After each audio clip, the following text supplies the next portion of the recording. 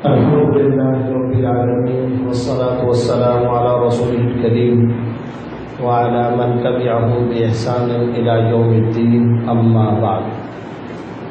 قابل صد احترام معزز دوستوں، ساتھیوں اور بزرگوں، آج ایک مرتبہ پھر یہاں آپ حضرات سے ملاقات کا شرف حاصل ہو رہا ہے.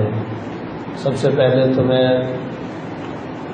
چونکہ سفر پر تھا، سفر حج کے دوران ہی یہ خبر ملی تھی کہ ہمارے نہایت کرم فرما اور اس پروگرام کے اور کئی دینی خدمات کے اصل روح رواں محترم مکرم جناب بھائی الطاف موتی صاحب کے بڑے بھائی جناب حاجی توفیق موتی صاحب کا انتقال ہو گیا تھا. اللہ رب العزت ان کی کامل بخشش فرمائے.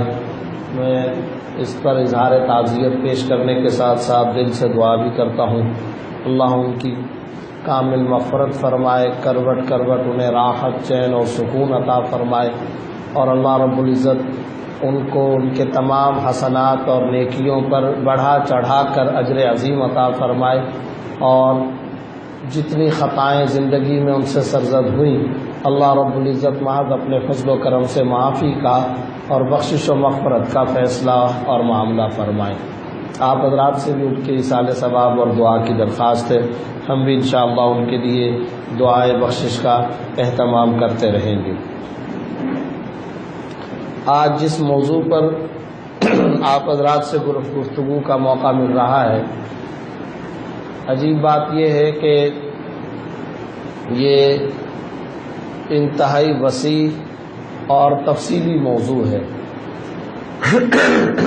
اس وقت خاصی مشکل پیش آتی ہے کہ جب کسی بھی سیمینار، کانفرنس، کسی بھی جگہ، ہال وغیرہ کے اندر کوئی ایسا موضوع مل جائے کہ جو موضوع بہت ہمہ جہت اور عالمگیر نوعیت کا ہوتا ہے، تو اسے کنکلوڈ کرنے میں، اس کو سمیٹنے کے اندر، یا اس کی بات اس کی پوری روح کے ساتھ پہنچانا ایک خاصا مشکل معاملہ ہوتا ہے.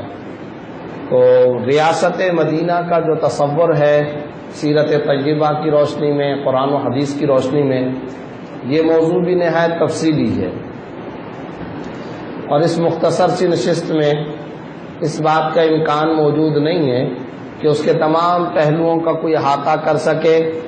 شاید ایک پہلو کا بھی احاطہ کرنا ممکن نہیں ہے، اور شاید یہ بھی ممکن نہیں ہے کہ ہم اس ریاست مدینہ کا اس تصور کے ساتھ تذکرہ کریں کہ آج ہم جیسے لوگ یا ہماری مملکت یا ہمارے معاشرے سے اٹھے ہوئے افراد اس ریاست مدینہ کی نقالی کرنے یا کاپی کرنے میں کسی حد تک کامیاب ہو سکیں.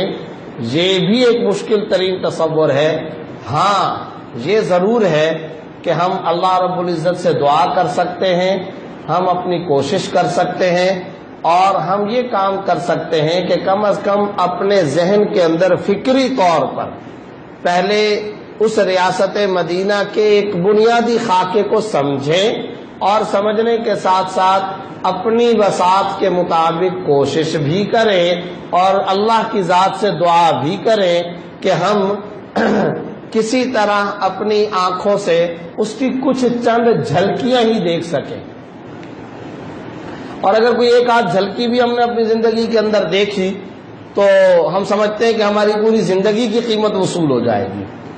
اور یہ بات بھی یاد رکھیے کہ بعض اوقات کچھ ایسے موضوعات ہوتے ہیں کہ ان موضوعات پر جب بات کرنے کا ارادہ ہوتا ہے تو دل خود ہی حیا اور شرم بھی محسوس کر رہا ہوتا ہے کہ بھئی کہاں ہم لوگ اور کہاں ہمارا طرز زندگی اور کہاں ہم کس اونچے درجے کی بات کر رہے ہیں. تو ایک طرح سے وہ موضوعات جن موضوعات پر دل دماغ ٹوکتے ہیں اور جھنجھوڑتے ہیں، اور ضمیر جہاں جھنجھوڑتا ہے، یہ موضوع بھی دراصل انہی میں سے ہے. لیکن بہرحال شیخ الحدیث فواز زکریا صاحب رحمۃ اللہ علیہ کی ایک بات بڑی اہم ہے. وہ فرمایا کرتے تھے کہ قیامت بھی قریب ہے، نشانیاں بھی آ چکی ہیں، اور حالات بھی بہت خراب ہیں، اور ہم اس جگہ، اس مقام تک پہنچ بھی نہیں سکتے۔ تو ان سب باتوں کا مطلب اسلام یہ نہیں بتاتا کہ مایوسی اختیار کی جائے، بلکہ ان سب باتوں کا مطلب یہ کہ اب پھر محنت کی رفتار کو اور زیادہ بڑھایا جائے، پھر اپنی سرگرمیوں کی رفتار کو اور زیادہ بڑھایا جائے۔ یہ ہے اصل میں ان تمام باتوں کا بنیادی مقصد۔ ریاست مدینہ کے حوالے سے سب سے پہلے تو ہمیں یہ بات سمجھنی چاہیے کہ قرآن کریم اور احادیث طیبہ نے ہمیں جو دستور حیات دیا ہے، جو نظام زندگی دیا ہے، وہ نظام زندگی، وہ دستور حیات صرف اور صرف چند عبادات کی حد تک، چند رسومات ظاہری کی حد تک، یا کچھ اوقات کے اندر سیزنل طور پر کچھ کام اعمال و افعال کر لینے کی حد تک اسلام محدود نہیں رہتا۔ جب کہا جاتا ہے الیوم اکملت لکم دینکم واتممت علیکم نعمتی ورضیت لکم الاسلام دینا، تو پھر اس آیت کے ماتحت 24 گھنٹے کی اجتماعی اور انفرادی زندگی کا ایک کامل تصور اسلام قرآن و سنت عطا کرتا ہے۔ لہذا پہلے نمبر پر تو یہ غلط فہمی ہمیں دور کر لینی چاہیے کہ ہمارے ہاں جب کبھی بھی اسلام کی، شریعت کی، جمعے کے خطبے کی، تقریر، بیان، واعظ کی بات کہی جاتی، سنائی جاتی ہے، تو ہمارے ہاں اس کا ایک محدود تصور آ جاتا ہے کہ ہاں مولوی صاحب کی ساری گفتگو کا مطلب یہ ہے کہ نماز پڑھنی چاہیے، صدقہ کرنا چاہیے، روزہ رکھنا چاہیے، زکوٰۃ دینی چاہیے، حج کرنا چاہیے، تراویح، عمرہ، ذکر، محاسبہ، مراقبہ، بس یہاں تک محدود رہنا چاہیے۔ یہ ذہن کے اندر رکھیں، اسلام کو صرف اور صرف اس حد تک محدود رکھنا یہ اسلام کے ساتھ انتہا درجے کی زیادتی اور غداری کے مترادف ہے۔ قرآن کریم جگہ جگہ ابراہیم علیہ السلام کے بارے میں، رسول اللہ صلی اللہ علیہ وسلم کے بارے میں، اور اسی طرح مسلم کمیونٹی کے سربراہ کے بارے میں یہ کہتا ہے کہ ہم نے ان کو امام بنایا، امامت کا لفظ استعمال کرتا ہے۔ تو امامت کا مطلب کیا یہ ہوگا کہ مسجد کے اندر کوئی نماز پڑھانے کی جگہ خالی تھی تو اس جگہ کو پور کرنے کے لیے کسی پیغمبر کو بھیجا گیا؟ کیا یہ محدود تصور قرآن مراد لے سکتا ہے؟ کیا صرف اور صرف 2 رکعت فجر اور اس کے بعد ظہر، اس کے بعد عصر، مغرب اور عشاء کی چند رکعتیں پڑھانے کے لیے امام کا لفظ یہاں قرآن کریم میں استعمال ہو رہا ہے؟ یہ سورہ بقرہ میں جگہ جگہ لفظ امام استعمال ہو رہا ہے۔ امامت اسی وقت امامت ہے جب خارجہ پالیسی کے اندر بھی وہ امامت کریں، جب داخلہ پالیسی، معیشت اور معاشرت کے اندر بھی امامت کریں۔ امامت اسی وقت امامت ہے جب معاشرے کی سیادت اور قیادت اور معاشرے کے تمام بنیادی مسائل اور پبلک ڈیلنگ کے تمام متعلقات اس کے اندر شامل ہو۔ اگر وہ نہیں ہے، آپ ایک محدود تصور قائم کر لیتے ہیں۔ بھائی ٹیلر ماسٹر وہی ہوتا ہے جو پورے کا پورا کپڑا سیے۔ اگر صرف اور صرف بٹن لگانے کا نام ہو اور اس کو آپ کہہ دیں ٹیلر ماسٹر، تو یہ اس کے پیشے کے ساتھ زیادتی کر رہے ہو۔ وہ پورے کا پورا ایک پیکج ہے، اور اس پیکج کی ساری باتیں چھوڑ کر ہم صرف چند محدود چیزوں کو ذکر کر دیا کریں، یہ بہت بڑی زیادتی ہے۔ تو ایک تو ہمیں یہ ذہن کے اندر رکھنا چاہیے کہ اسلام، قرآن و سنت دراصل ایک مومن کو، ایک مسلم کو پورے کا پورا ایک مجموعہ زندگی فراہم کرتا ہے۔ اس کے ساتھ ساتھ ایک اور غلط فہمی بھی دور کرنی چاہیے۔ وہ غلط فہمی کیا ہے؟ میں نام لیے بغیر ذکر کرتا ہوں، وہ کسی صرف ہمارے سربراہ مملکت کی تقریر کا معاملہ نہیں ہے، بلکہ ہمارے بہت سارے لوگوں کے دل دماغ کے اندر یہ بات ہوتی ہے، اور وہ اس کا برملا اظہار بھی کرتے ہیں، خصوصاً ہمارے وہ اوورسیز پاکستانی بھائی جو باہر ممالک میں اور ترقی یافتہ ممالک کے اندر جا کر زندگی کے کچھ ایام گزار لیتے ہیں، اور پھر جب وہ واپس آتے ہیں اور جب کبھی ٹیبل ٹاک ہوتی ہے تو اس وقت وہ یہ کہتے ہیں کہ جناب اسلام کا جتنا تصور ریاست سے متعلق ہے اور اسلام کا جو احکام کا مجموعہ ہے وہ تو مغرب کے اندر ہم نے دیکھا ہے، وہ تو وہاں مغرب کے اندر ہم دیکھتے ہیں، وہ لوگ تو سارے کے سارے اسلام پر عمل کر رہے ہیں، اسلام کہتا ہے نظام تعلیم ہونا چاہیے، قانونی مساوات ہونی چاہیے، اسلام کہتا ہے کہ ملاوٹ نہیں ہونی چاہیے، وعدہ پورا کرنا چاہیے، جھوٹ نہیں بولنا چاہیے، اسلام کہتا ہے اشیاء کو صحیح طریقے سے بیچنا چاہیے، مہنگائی نہیں ہونی چاہیے، وغیرہ وغیرہ۔ تو ان کے وہ چند اخلاق اور ان کی چند چیزوں کو دیکھ کر وہ کہتے ہیں کہ جناب ہمارا ملک اسلامی ہے لیکن ہم نے اسلام پر عمل نہیں کر کے رکھا ہوا، وہ لوگ پورے اسلام پر عمل کر رہے ہیں اور جو اسلام کے احکام تھے انہوں نے اس کو اختیار کیا ہوا، اس لیے وہ ترقی یافتہ ہے، اس لیے انہوں نے ترقی کر کے رکھی ہے۔ تو یہاں یہ بات بھی ذہن کے اندر رکھیے کہ ہمارے ہاں اور ان کے نزدیک ترقی کا مفہوم الگ الگ ہے، ترقی کا مفہوم بالکل الگ ہے۔ اب جب میں آپ کو ریاست مدینہ کے اجزائے ترکیبی اور عناصر اور اس کے انگریڈینٹ ذکر کروں گا تو اس میں سب سے پہلا جو جز ہے وہ ہے ایمان باللہ، عقیدہ توحید، ایمان بالرسالت، محمد رسول اللہ صلی اللہ علیہ وسلم پر ایمان لانا۔ حتیٰ کہ آپ حیران ہوں گے ریاست کو کامیاب کرنے کے لیے فرشتوں پر ایمان لانا، پچھلی کتابوں پر ایمان لانا، انبیاء کرام کو تسلیم کرنا، اسلام کو دستور حیات تسلیم کرنا، اسلام کو ایک پورا مجموعہ نظام زندگی قبول کرنا، یہ سارے کے سارے بنیادی طور پر اسلام کے نزدیک ایک ریاست کے بنیادی اجزاء ہیں۔ اب بتائیے کیا ویسٹ کے اندر، مغرب کے اندر اس بات کا کوئی تصور ہے کہ فرشتوں پر ایمان لانا ضروری ہے ترقی کے لیے؟ کیا وہاں یہ تصور ہے کہ اللہ رب العزت پر ایمان لانے کو اتنا ضروری قرار دیا جائے؟ ایمان بالرسالت کو، ایمان بالکتب کو، تقدیر پر، بیس بالآخرت پر اور قیامت کے دن اٹھائے جانے کو، کیا اس کا کوئی تصور ہے؟ نہیں ہے۔ اب ہم جب ریاست کی بات کرتے ہیں، ریاست مدینہ کی بات کرتے ہیں اور ایک اسلامک اسٹیٹ کی بات کرتے ہیں تو ہماری جو ابتدائی یہیں سے ہوتی ہے۔ اور یہ یاد رکھیے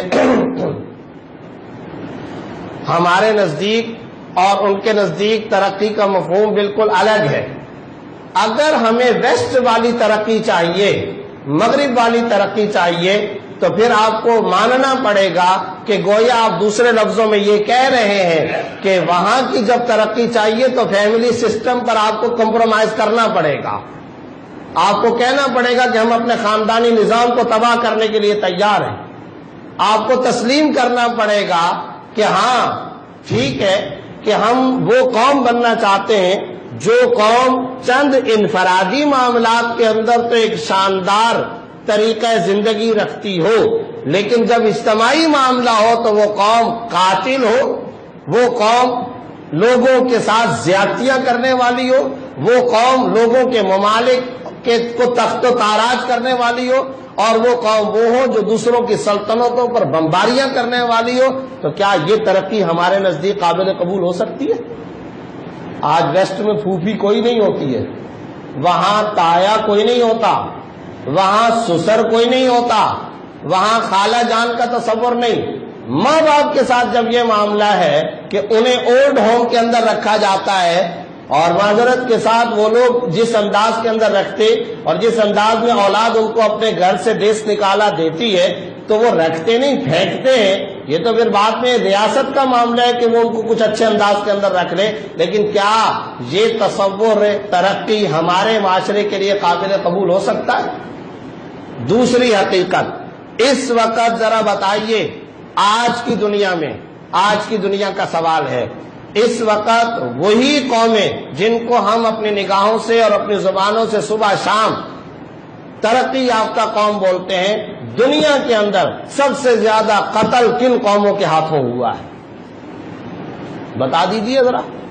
کیا انہی ممالک کے اندر رہنے والے انہی لوگوں، انہی کے معاشرے سے پیدا ہونے والے پالیسی ساز اور انہی معاشروں اور سوسائٹیوں سے نکلنے والے اوپینین میکرز اور انہی سے نکلنے والے پارلیمنٹیرین، انہی سے نکلنے والی افواج نے پوری دنیا کے اندر انسانیت کا قتل عام نہیں کیا ہے؟ کتنے ملک ہیں؟ لسٹ بنائیے ذرا، فہرست بنائیے، اور کس طرح سے وہ زیادتی کا ارتکاب کر رہے ہیں۔ معاشی ناہمواری کا سبب اور اجتماعی قتل عام کا سبب اور مملکتوں کو تسلیم نہ کرنا اور مختلف ریاستوں کا قتل عام، اور صبح شام یہ راگ الاپنا کہ اس وقت دنیا کا جغرافیائی سسٹم حتمی نہیں ہے، وہ اپنے انٹرویوز کے اندر کہتے ہیں، ان کا تھنک ٹینک یہ بولتا ہے کہ اس وقت دنیا کا جغرافیائی سسٹم حتمی نہیں ہے۔ معلوم ہے کہ اس جملے کے اندر وہ کیا کہنا چاہ رہے ہیں؟ کوئی سمجھ سکتا ہے کہ اس جملے کے اندر جب وہ یہ کہتے ہیں کہ ہمارے نزدیک اس وقت دنیا کا جغرافیہ حتمی نہیں ہے، قطعی نہیں ہے، اس ایک جملے سے وہ یہ کہنا چاہتے ہیں کہ اب ہم مزید لاکھوں نہیں کروڑوں انسانوں کو قتل کرنے کا ارادہ رکھتے ہیں۔ اس لیے کہ جب وہ یہ کہتے ہیں کہ اس وقت دنیا کا جغرافیہ حتمی نہیں ہے تو اس کا مطلب کیا ہوا؟ بحرین کا جغرافیہ ہمارے نزدیک حتمی نہیں، کویت اور دبئی کا جغرافیہ حتمی نہیں، پاکستان اور سعودیہ کا جغرافیہ حتمی نہیں، عراق اور سیریا کا جغرافیہ حتمی نہیں۔ ہم نے اپنی مرضی کی مزید کالونیاں بنانی اور مملکتیں بنانی ہے۔ تو میرا آپ سے سوال ہے کہ کوئی ملک اس کو تسلیم کرے گا؟ کوئی قوم تسلیم کرے گی؟ نتیجہ سوائے جنگ کے اور کیا نکلنا ہے؟ اس وقت بھی انسانیت کا قتل عام سب سے زیادہ انہی لوگوں نے کیا، اور مزید بھی ارادے ان کے یہی ہے، یہ باتیں اپنی زبان سے نکال کر کے۔ تو پھر آپ مجھے بتائیے کہ ایک قوم کا اجتماعی طور پر رویہ قتل عام کا ہو، ذرا یہ بتا دیجئے، ایک قوم کا اجتماعی رویہ قتل عام کرنے کا ہو لیکن دودھ کے اندر وہ ملاوٹ نہ کرتے ہو، اسے آپ ترقی کہیں گے؟ کیا آپ اسے اخلاق کی معراج کہیں گے؟ ایک قوم کا اجتماعی طور پر رویہ، اس کی اسٹیٹ اور ریاست کا اجتماعی طور پر رویہ یہ ہو کہ لاکھوں انسانوں کو بھوک سے قتل کر دیا جائے، مار دیا جائے، معاشی ناہمواری پیدا کی جائے، اور ملکوں پر دوائیوں کی پابندیاں لگائی جائیں، اور ایک آدھ نہیں بلکہ 28 سال تک عراق کے اوپر دوائیوں اور میڈیسن کی بھی پابندیاں لگائی جائیں، لیکن اسی قوم کے افراد جس وقت میٹنگ کا ٹائم مقرر کرتے ہیں اپنے ملک کے اندر تو اس کی بڑی پابندی کرتے ہیں، انفرادی طور پر وعدہ پورا کر دیتے ہیں، مرچ کے اندر نمک کے اندر ملاوٹ نہیں کرتے۔ یہ کیا کامیابی کا تصور ہوگا؟ کیا اس کو قابل تعریف قرار دیا جائے گا؟ دوسری طرف تو حالت یہ ہے کہ تم نے لوگوں کا قتل عام کر کے رکھا ہوا ہے، اور ادھر تمہاری حالت یہ ہے کہ تم اشیاء کے اندر، راشن، چینی پتی کے اندر ملاوٹ نہیں کر دیتے ہو۔ تو کیا یہ کامیابی کی معراج قرار دیا جا سکتا ہے؟ ہرگز نہیں قرار دے سکتے۔ وہ کسی نے بڑی اچھی بات کہی تھی کہ ہمارے ہاں سوال یہ ہے کہ جانور کو غذا پہنچانے کے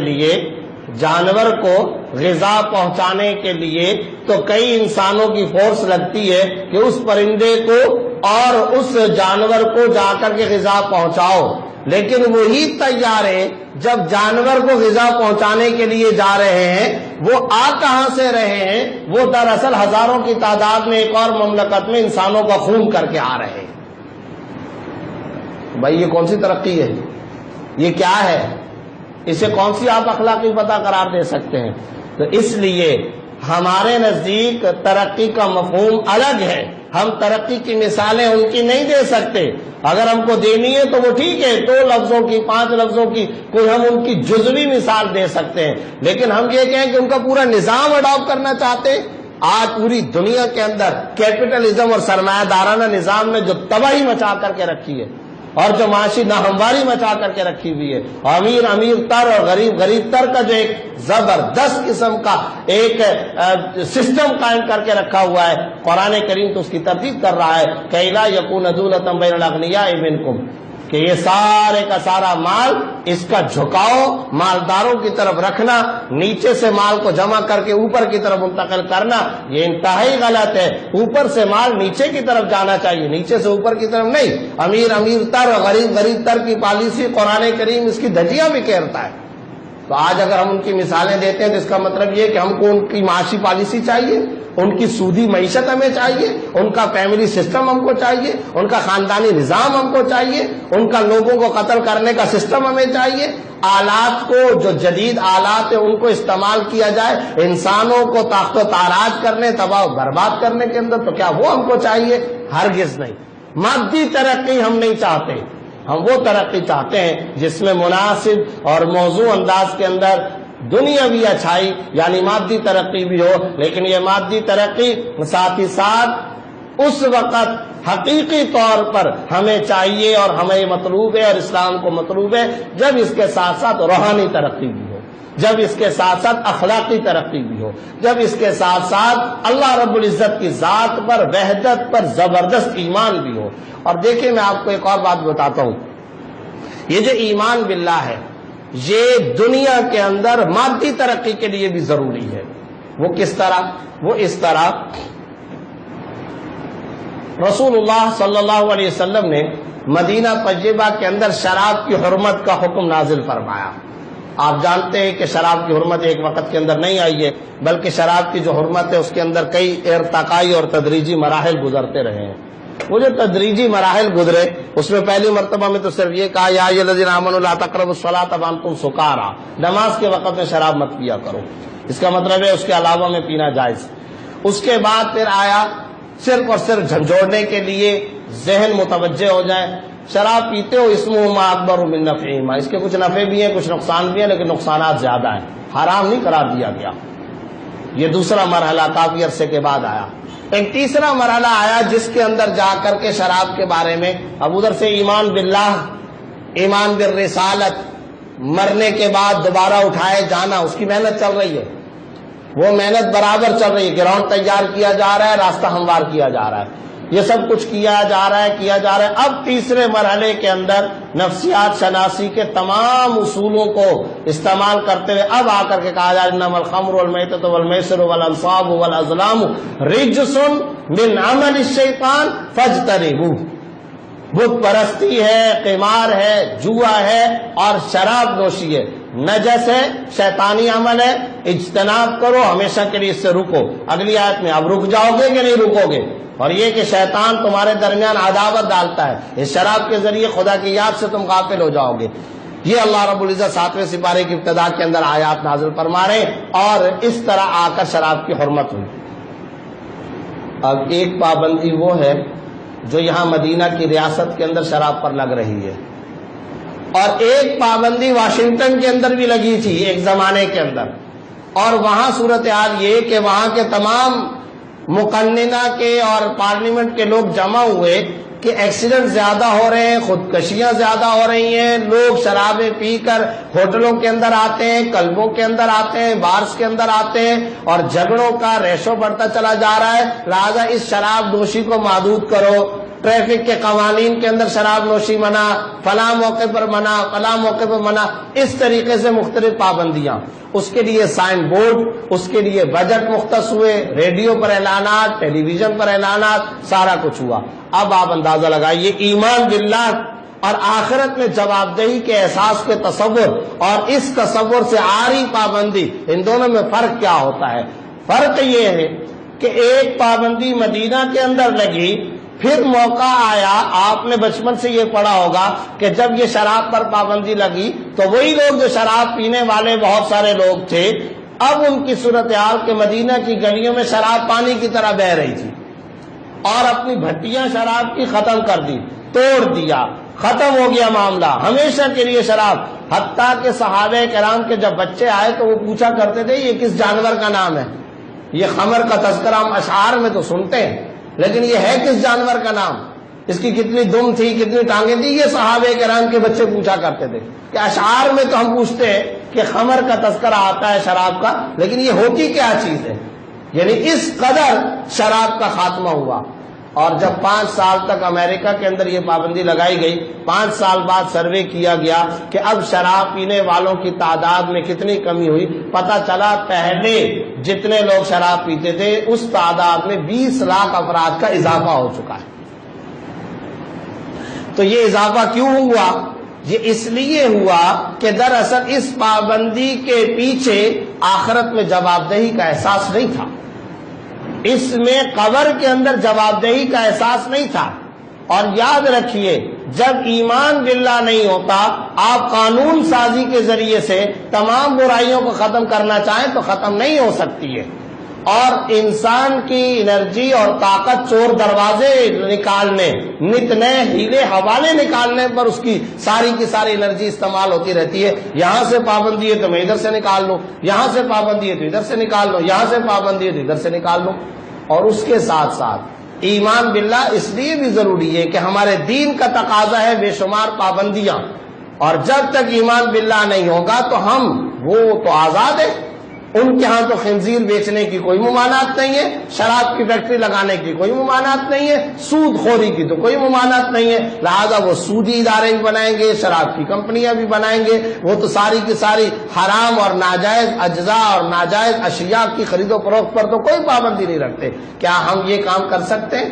تو یاد رکھیے ہمارے ہاں ترقی کا مفہوم اور ان کے ہاں ترقی کا مفہوم بالکل الگ ہے۔ ہم روحانی ترقی پلس مادی ترقی کے قائل، وہ صرف اور صرف مادی ترقی کے قائل ہیں، آزاد انداز کے اندر مادی ترقی کے قائل ہے۔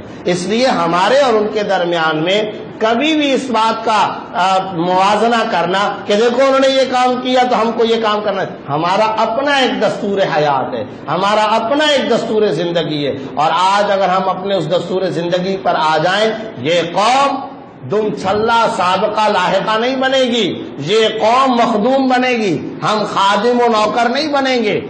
ہمارا قرآن یا ہمارا سیرت تجربہ کا سسٹم کوئی بانجھ سسٹم ہے کہ وہ ہم کو پورے کا پورا معاشرہ تیار کر کے نہ دیتا ہو؟ کیسے ہو سکتا ہے؟ آئیں تو صحیح، مطالعہ تو کریں۔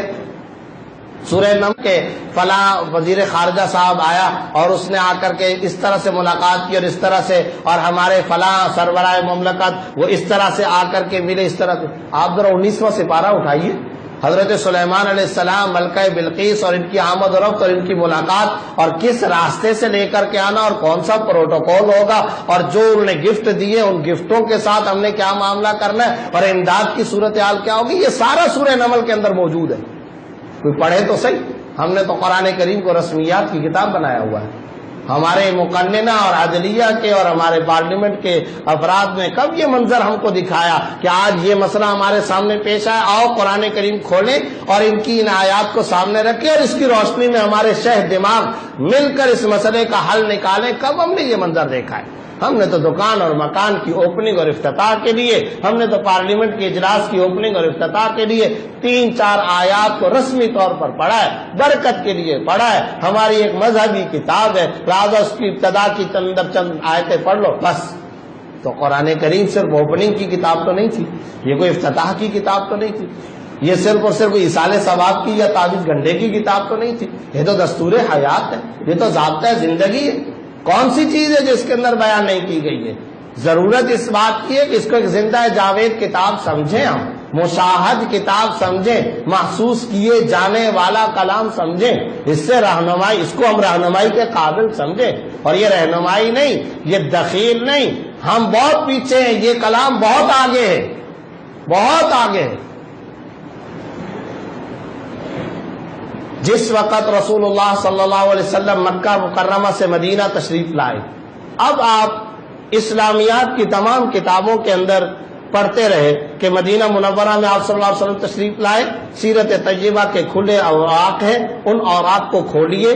مدینہ کے اندر پہنچنے کے بعد آپ صلی اللہ علیہ وسلم نے جو جو کام کیے وہ ریاست مدینہ کی بنیادیں ہیں۔ کیا کام کیا؟ پہلے نمبر پر آپ صلی اللہ علیہ وسلم مدینہ طیبہ تشریف لائے، ریاستی سیکٹریٹ کا قیام بصورت تعمیر مسجد نبوی۔ یہ کام ہوا ہے یا نہیں ہوا؟ ہم سب کو یہ بات معلوم ہے یا نہیں؟ مسجد نبوی کی تعمیر ہوتی ہے، آپ صلی اللہ علیہ وسلم صحابہ کے ساتھ مل کر اپنے ہاتھوں سے مسجد نبوی کی تعمیر کرتے ہیں۔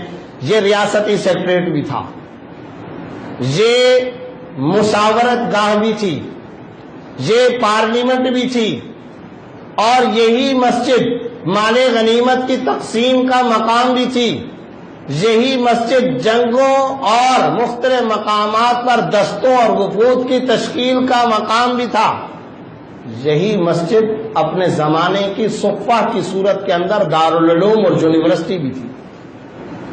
کیا یہ ہمہ جہت کردار آج ہماری مساجد میں ہے؟ ہرگز نہیں ہے۔ ریاستی سیکٹریٹ تھا، ثبوت اٹھائیے ساری کی ساری احادیث طیبہ۔ یہ مال غنیمت کی تقسیم آپ صلی اللہ علیہ وسلم کہاں کر رہے تھے؟ یہ جس وقت خالد بن ولید اسلام قبول کرنے کے لیے تشریف لائے تھے، عبداللہ بن رواحہ حضرت خالد بن ولید رضی اللہ عنہما، یہ تو مکہ مکرمہ کے اندر تھے نا، آپ صلی اللہ علیہ وسلم تو مدینہ تجربہ کے اندر تھے، اور یہ اسلام کے کتنے سخت ترین دشمن، یہ مکہ کا تھنک ٹینک تھا عبداللہ بن رواحہ اور خالد بن ولید رضی اللہ عنہما۔ آپ کو معلوم ہے یہ نبی سے تو اتنا بغض رکھتے تھے کہ جس وقت آپ صلی اللہ علیہ وسلم مکہ مکرمہ گئے تھے عمرہ کرنے کے لیے، نہیں آنے دیا گیا، پھر جب صلح حدیبیہ ہوئی پھر اگلے سال عمرۃ القضاء کے لیے گئے، آپ کو معلوم ہے کہ خالد بن ولید رضی اللہ تعالیٰ نے وہاں پر کیا کہا تھا؟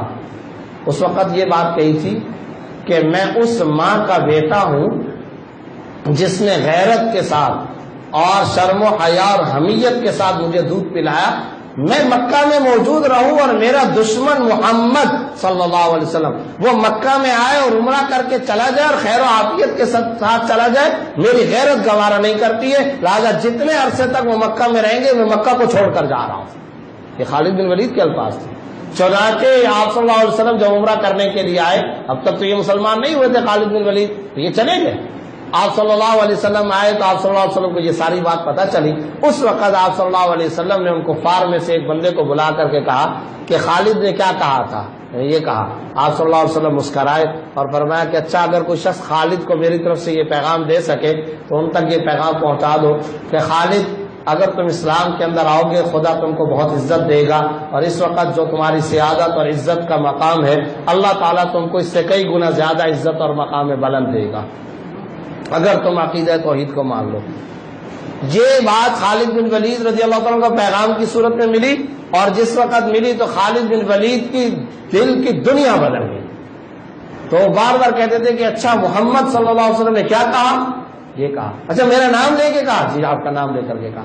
اچھا کیا کیا کہا؟ کئی دفعہ یہ پوچھا۔ خدا نے ہدایت دینی تھی، اور یہ تو وہاں کا سپہ سالار، اور اللہ رب العزت نے جو ان کو غیرت اور جو جرت اور بہادری دی تھی، اب یہ اپنے گھوڑے پر سوار ہوئے اور مکہ کی گلیوں کے اندر انہوں نے یہ نعرے لگائے تھے، اور انہوں نے کہا تھا کہ جس کو اپنی بیوی کو بیوہ کروانا ہو، جس کو بچے یتیم کرنے ہو، وہ آئے میرے مقابلے میں تو جا رہا ہوں مدینہ میں محمد صلی اللہ علیہ وسلم کے قدموں کے اندر گرنے کے لیے۔ اور پھر حضرت عبداللہ بن رواحہ اور یہ سارے حضرات روانہ ہوئے۔ اور آپ حیران ہوں گے، یہ سیرت کا عجیب درخشاں پہلو ہے کہ جس وقت یہ خالد بن ولید رضی اللہ تعالیٰ عنہ اور عبداللہ بن رواحہ رضی اللہ تعالیٰ عنہ یہ حضرات جب مدینہ طیبہ پہنچ رہے کئی دنوں کا سفر کرنے کے بعد، اس وقت بھی نبی پر تو وحی آتی تھی نا، صحابہ کرام پر تو وحی نہیں آتی تھی، اس وقت بھی چند صحابہ کرام خالد بن ولید کا کس طرح انتظام کیا جائے اس پر مشورہ کر رہے تھے۔ ادھر آپ صلی اللہ علیہ وسلم پر مسجد نبی میں بیٹھے بیٹھے وحی آ گئی، اور وہ وحی آئی، اور وحی جب آئی تو آپ صلی اللہ علیہ وسلم مسکرائے اور بتا دیا گیا کہ خالد بن ولید آ رہے ہیں۔ اب آپ صلی اللہ علیہ وسلم وہاں پر بیٹھے، صحابہ کرام کا اجتماع، اس حالت میں چند صحابہ کرام یہاں سے اٹھ کر کے جانے لگے گھروں کی طرف۔ یہ وہ تو یہ موقع تھا کہ آپ صلی اللہ علیہ وسلم نے صحابہ کرام سے فرمایا نہیں بیٹھے رہو۔ حضرت عمر جانے لگے، دوسرے صحابہ کرام اپنے کام کاج کے لیے جیسے مسجد سے جاتے ہیں اپنے کام کاج، تو فرمایا نہیں بیٹھے رہو۔ سب صحابہ بیٹھ گئے، لیکن معلوم نہیں کہ کیوں بٹھا لیا۔ تھوڑی دیر کے بعد کچھ اور صحابہ جانے لگے، اب جب وہ جانے لگے تو آپ صلی اللہ علیہ وسلم نے فرمایا بیٹھ جاؤ، تو وہ بھی نہیں سمجھے۔ اب تیسرے موقع پر آپ صلی اللہ علیہ وسلم نے فرمایا کہ تم سب بیٹھ جاؤ، قدرت ایک حسین اور خوبصورت منظر سجانے کو ہے، تم لوگوں کا دل خوش ہوگا، تم بیٹھے رہو۔ اتنے میں کچھ دیر کے بعد پتہ چلا باہر سے کچھ افراد آئے اور انہوں نے حضرت عمر کو کان میں آ کر کے خالد بن ولید آ گئے۔ وہ دوڑتے ہوئے آپ صلی اللہ علیہ وسلم کے پاس آئے، یا رسول اللہ سنا ہے کہ مدینہ میں ابھی خالد بن ولید داخل ہو چکے ہیں، تو کیا کریں، تلواریں نکالیں اور جنگ کریں اور قتل کرنے کے لیے جائیں؟ پھر آپ صلی اللہ علیہ وسلم مسکرائے، فرمایا کچھ نہیں کہو۔ اتنے میں وہ آئے اور آ کر کے انہوں نے معلوم کیا اور مسجد نبوی کے اندر داخل ہوئے، اور آتے ہی آ کر رسول اللہ صلی اللہ علیہ وسلم کے قدموں میں گر پڑے اور کہا کہ میں آیا ہوں اشہد ان لا الہ الا اللہ و اشہد ان محمد رسول اللہ۔ سب صحابہ کرام دیکھ رہے ہیں، وہ حضرت عمر جو تلوار نکالنے کی اجازت مانگ رہے ہیں، ان کو تو نہیں معلوم کہ یہ اسلام قبول کرنے کے لیے عبداللہ بن رواحہ 3 افراد آئے اور یہ اسلام قبول۔ آپ اندازہ لگائیے، اسی جگہ پر بیٹھے ہوئے یہ جو مشاورت تھی، یہ مشاورت چل رہی تھی جہاد کے حوالے سے، اب آپ صلی اللہ علیہ وسلم نے 5 منٹ کے اس صحابی کو، 5 منٹ کا یہ صحابی ہے، 5 منٹ کے صحابی کو اس جماعت کے اندر جو صحابہ کرام بیٹھے تھے اس جماعت کے اندر فرمایا قم یا خالد فإنک امیر هذه الجماعہ، اے خالد کھڑے ہو جاؤ، جو لشکر میں تشکیل دے رہا ہوں تم اس کے امیر المومنین ہو، میں تم کو ان کا امیر و سپہ سالار مقرر کرتا ہوں۔ اور اللہ رب العزت ان پہ کروڑوں رحمت نازل کرے، موتا کے میدان کے اندر چند ہزار، 3-4 ہزار صحابہ اور ادھر سے رومن امپائر کی 1.5 لاکھ فوج، اور یہ صحابہ کرام وہاں پر پہنچے۔ اللہ نے مجھے موقع دیا ہے، میں وہاں اردن کے اندر حضرت خالد بن ولید، حضرت عبداللہ بن رواحہ، زید بن حارثہ، جعفر طیار، ان حضرات کی قبر کو دیکھ کر کے آیا ہوں۔ خالد بن ولید تو حمص کے شام کے اندر ہیں، اور یہ حضرات موتا کے میدان کے اندر، اور سارے صحابہ پھنس گئے، اور اس میں خالد بن ولید نے زبردست قسم کی ایک تدبیر اختیار کی اور ان صحابہ کو بچا کر ادھر جاؤ ادھر جاؤ اس طریقے سے مدینہ طیبہ کے اندر لے کر آئے، اور آپ صلی اللہ علیہ وسلم نے بہت زیادہ خوشی اور مسرت کا اظہار فرمایا، ورنہ یہ سارے کے سارے صحابہ شہید ہو جاتے۔ یہ سارے کا سارا معاملہ تھا، لیکن جو میں نقطہ عرض کرنا چاہتا ہوں، تفصیل کا موقع نہیں، وہ یہ کہ جنگوں کا پورا نقشہ ترتیب دیا جاتا تھا مسجد نبوی کے اندر، اور راتوں کو ڈسکشن ہوتی تھی مسجد نبوی کے اندر، صدقہ و خیرات کا انتظام ہوتا تھا مسجد نبوی کے اندر۔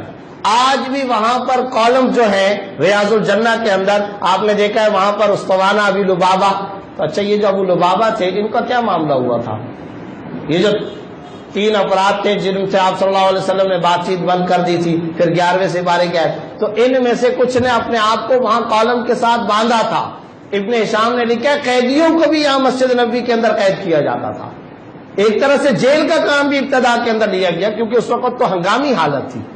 یہ سارے کے سارے کام مسجد نبوی سے لیے گئے۔ اب بھی ایک کالم ہے، اس کے اوپر لکھا ہوا ہے اسطوانۃ الوفود، یہ وہ میٹنگ پوائنٹ تھا جس جگہ پر رسول اللہ صلی اللہ علیہ وسلم آنے والے مختلف وفود ڈیلیگیشن سے ملاقات کیا کرتے تھے، غیر مسلموں سے بھی ملاقات کیا کرتے تھے، نجران کے عیسائیوں سے بھی یہیں پر ملاقات کی۔ یہ سارے کے سارے کام مسجد نبوی کے اندر ہوئے۔ ریاستی سیکٹریٹ کا قیام، مسجد کی اور کیا کیا حالات، مسجد سے کیا کیا کام لیے جا سکتے اور دور عہد رسالت میں کیا لیے گئے، اب اس کا تفصیل کا موقع نہیں، کسی وقت انشاءاللہ مسجد کی شرعی اور اہم دستوری حیثیت پر بھی بھائی الطاف موتی صاحب سے یہ درخواست ہے کہ وہ کسی وقت اس پر پروگرام کریں، اور انشاءاللہ کوئی کمپین چلائی جائے کہ ہماری مساجد کو جو تالے لگ جاتے ہیں اور صرف چند رکعتوں تک ہم نے مساجد کو جو محدود کر لیا ہے، یہ مسجد کا حقیقی استعمال نہیں ہے۔ اگر صرف چند رکعتوں کے پڑھنے تک کا معاملہ ہے تو نبی صلی اللہ علیہ وسلم تو فرما رہے ہیں جعلت لی الارض مسجدا وطہورا، جعلت لی الارض مسجدا، میرے لیے زمین کو مسجد بنا دیا گیا، پوری زمین ہی مسجد ہے، پوری زمین پہ نماز ادا کی جا سکتی ہے۔ تو مسجد کا وہ ہماگیر عالمگیر کردار جو عہد رسالت و عہد خلفائے راشدین کے اندر تھا، اسے زندہ کرنے کی ضرورت ہے۔ دوسرے نمبر پر معاشی مسائل کا حل، مدینہ طیبہ میں آنے کے بعد پہلے نمبر پر سیکٹریٹ کا قیام، ریاستی سیکٹریٹ بصورت تعمیر مسجد نبوی، دوسرے نمبر پر معاشی مسائل کا حل۔ آپ حضرات جانتے ہیں مدینہ طیبہ میں ساری معیشت کا جو انحصار تھا اس کا دار و مدار یہودیوں کے قرضوں پر تھا، یہودی بیاج پر قرضے دیا کرتے تھے، یہودی سودی معاملہ کیا کرتے تھے۔ اب سوال پیدا ہوتا ہے کہ آ رہے ہیں مہاجرین اور بے سر و سامانین کی حالت، ہم کہتے ہیں نا ہمارے معاشی حالات کمزور، ان سے زیادہ کمزور نہیں ہو سکتے جو صحابہ کرام مکہ سے ہجرت کر کے یہاں مدینہ آئے تھے، مہاجرین تھے۔ للفقراء الذین، قرآن کریم ان کو فقراء کہہ رہا ہے، احصروا فی سبیل اللہ، جن کا محاصرہ کیا گیا ان کو فقراء قرآن کہہ رہا ہے، ان کے گھر بار چھوڑ دیے گئے، جیسے ہندوستان سے پاکستان میں ہجرت ہوئی، مدینہ طیبہ ہجرت کا پوائنٹ، صحابہ کہاں سے آ رہے ہیں؟ مکہ سے، اور ایک دو نہیں ہزاروں صحابہ کرام۔ اب سوال یہ پیدا ہوتا ہے کہ مدینہ میں آپ صلی اللہ علیہ وسلم نے ان کے معاش کا کیا معاملہ کیا؟ اس کا جواب یہ ہے کہ سارے کے سارے مدینہ تجربہ کی معیشت کا انحصار یہودیوں کے قرضوں پر تھا، سودی قرضوں پر تھا۔ آپ صلی اللہ علیہ وسلم کہہ سکتے تھے کہ یہ جو صحابہ کرام مہاجرین آ گئے، تم یہودیوں سے قرضہ لو اور کاروبار کرو، لیکن نہیں، آنے والی کئی صدیوں کی روایت کو بدل ڈالا۔ اب آپ صلی اللہ علیہ وسلم نے دو نظام قائم کیے۔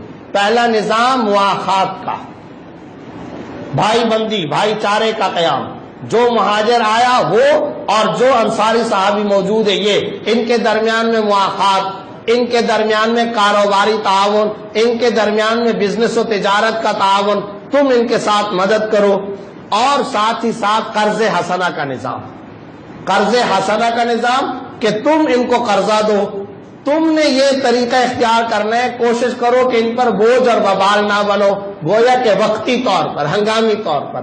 تو آپ صلی اللہ علیہ وسلم نے مواخات اور قرض حسنہ کی روشنی میں اس وقت معاشی مسائل کا حل نکالا ہے، اور قرض حسنہ اور مواخات کے ذریعے سے معیشت کو، کاروبار کو اور بزنس کو آپ صلی اللہ علیہ وسلم نے فروغ دیا، کیونکہ یہ جو صحابہ کرام تھے ان میں بہت سارے تاجر تھے، ان کی زمینوں کے حوالے سے آپ صلی اللہ علیہ وسلم زمینوں پر جا جا کر کے زمینوں کے معاملات کے اندر فرمایا تم ان کے ساتھ یہ کام کرو، تمہاری کشمش کی تجارت یہ تمہارے ساتھ اس میں اتنے حد تک پارٹنر، تمہارا جانوروں کا مویشی کا کاروبار یہ تمہارے ساتھ اس چیز کے اندر پارٹنر۔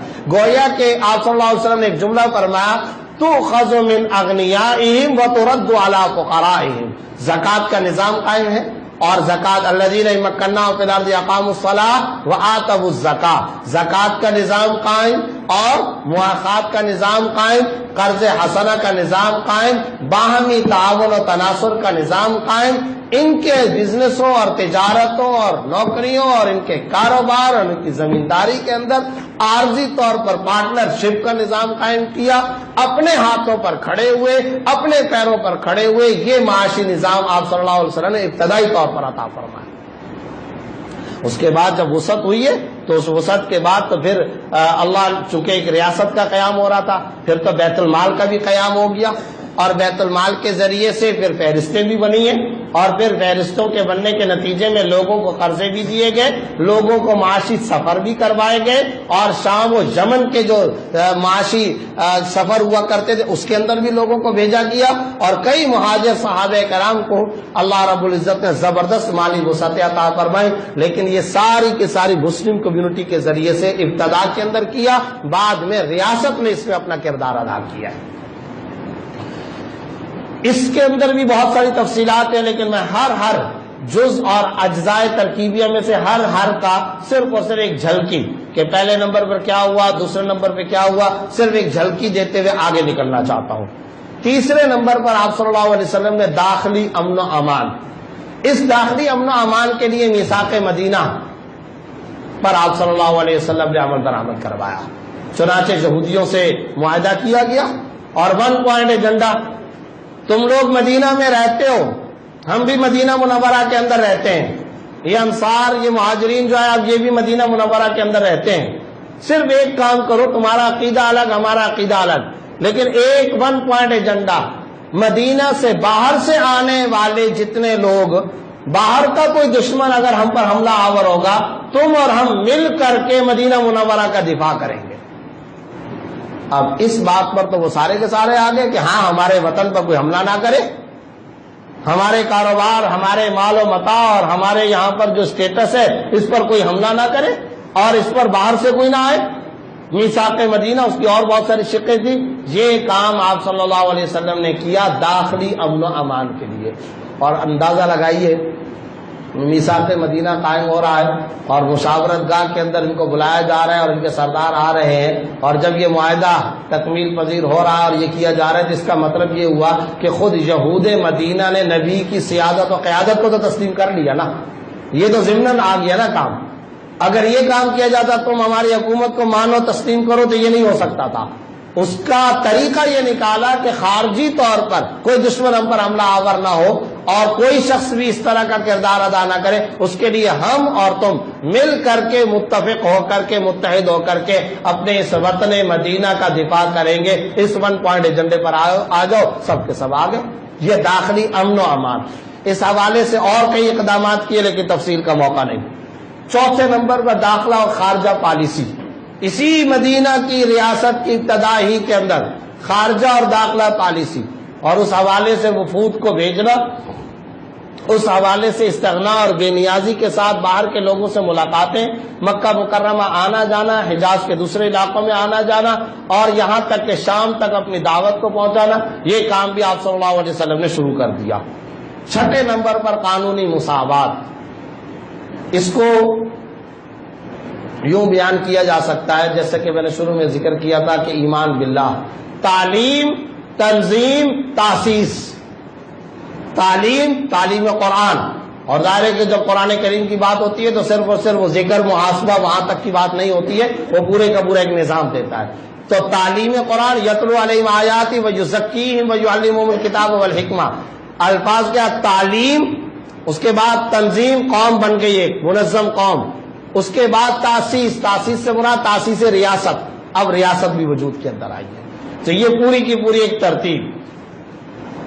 قانونی مساوات، چنانچہ قانونی مساوات کے لیے وہ جملہ بڑا مشہور ہے کہ آپ صلی اللہ علیہ وسلم نے کیا ارشاد فرمایا تھا، بخاری کے اندر موجود ہے، جس وقت چند صحابہ کرام نے کسی زنا کے مجرم کے بارے میں کچھ لوگوں نے کہا کہ تم جاؤ، اور اسامہ بن زید رضی اللہ تعالیٰ عنہ کو مقرر کیا کہ تم جا کر کے نبی صلی اللہ علیہ وسلم سے سفارش کرو، تو بہت شدید غصہ ہوئے، غضبناک ہوئے، چہرہ مبارک سرخ ہو گیا۔ روایات میں آتا ہے کہ یہاں ماتھے پر ایک رگ مبارک تھی جو شدید غصے کی حالت میں باہر کو ابھر جاتی تھی، یہ حالت ہوئی، اور فرمایا فاطمہ بنت محمد بھی اگر چوری کرے گی میں ان کے بھی ہاتھ کاٹ ڈالوں گا۔ تم سفارش کرنے کے لیے آؤ، پچھلی قومیں اسی لیے برباد ہوئی تھی۔ اور وہ جو ابوالکلام آزاد مرحوم کے الفاظ ہے کہ قانون اور غصہ بڑا سمجھدار ہوتا ہے، طاقتور کے سامنے خود دب جاتا ہے، کمزور کو یہ دبا دیتے ہیں۔ یہ قانون اور غصہ بڑے سمجھدار ہوتے ہیں، جب طاقتور کا معاملہ آتا ہے تو یہ خود دب جاتے ہیں، اور جب کمزور کا معاملہ آتا ہے تو کمزور کو یہ دبا دیتے ہیں۔ تو اس کی روح نکالیے، اور آپ صلی اللہ علیہ وسلم نے فرمایا کہ قانونی مساوات، کوئی شخص ذرہ برابر اونچ نیچ، معاشی طور پر اونچ نیچ ہوگی، یہ تو قرآن کریم کا ایک فطری نظام ہے، وَرَفَعْنَا بَعْضَهُمْ فَوْقَ بَعْضٍ دَرَجَاتٍ۔ یہ جو سوشلزم کا سسٹم ہے وہ نہیں چل سکتا ہے کہ سب کو غذا، مکان، روٹی کپڑا مکان دے کر سب کو برابر کرو اور سارے کا سارا پیسہ اور مال ریاست کو ہو جائے گا، یہ اسلام کا نظام نہیں ہے، اگینسٹ نیچر ہے، فطرت کے بھی خلاف ہے، اور ہو بھی نہیں سکتا اور ممکن بھی نہیں ہے۔ کیسے ممکن ہو سکتا ہے کہ ایک آدمی نے 40 سال تک ڈاکٹری کی تعلیم کے اندر محنت کی ہے اور ایک آدمی ہے 40 سال تک اس نے کوئی کام نہیں کیا، اس کو بھی روٹی کپڑا مکان، اس کو بھی روٹی کپڑا مکان؟ یہ تو زیادتی اور ظلم ہے، نظام چل ہی نہیں سکتا، خونی انقلاب تھا، اسی لیے ان کو کہا جاتا ہے سرخ انقلاب۔ اس نظام کو چلانے کے لیے انہوں نے وہاں لاکھوں انسانوں کو قتل کیا ہے بھی نیچر کے خلاف۔ معاشی طور پر اونچ نیچ ہوگی، ہاں اس کو حدود کے اندر محدود کرنا ہے اور اس کا ایک سسٹم بنانا ہے، دولت کا بہاؤ کہاں ہونا چاہیے، اور معیشت کی سرگرمی کے لیے مختلف اصول ہیں، اس کی ابھی تفصیلات کا موقع نہیں، لیکن قانونی طور پر مساوات ہوگی۔ معاشی مساوات کا یاد رکھیے، اسلام کبھی داعی نہیں رہا، معاشی مساوات کے ہم علمبردار یا مدعی اور دعوے دار نہیں ہیں، ہاں معاشی انصاف کے، فضل کے اور معاشی طور پر ہم ایک دوسرے کے ساتھ تعاون کے اور ہمدردی اور محبت کے علمبردار ضرور ہیں معاشی طور پر، لیکن معاشی مساوات ہو جائے یہ ہو ہی نہیں سکتا، اور نہ اسلام اس کا علمبردار ہے۔ لیکن قانونی مساوات یہ اسلام کی بالکل بنیاد ہے، اس کے بغیر ریاست چل نہیں سکتی۔ ہمارے ہاں سڑکوں میں کیا ہوتا ہے، یہ جو سوشل میڈیا پر جو دکھایا جاتا ہے، میں فلاں جج کا بیٹا ہوں، میرا تم نے چالان کاٹ لیا، میں فلاں سیاستدان کا، میں منسٹر کا، میرا فلاں کے ساتھ تعلق، میں ابھی موبائل نکالتا ہوں، میں یہ کرتا ہوں، یہ سب کیا ہو رہا ہے؟ یہ سب زیادتیاں کیا ہیں؟ قانونی مساوات نہ ہونا۔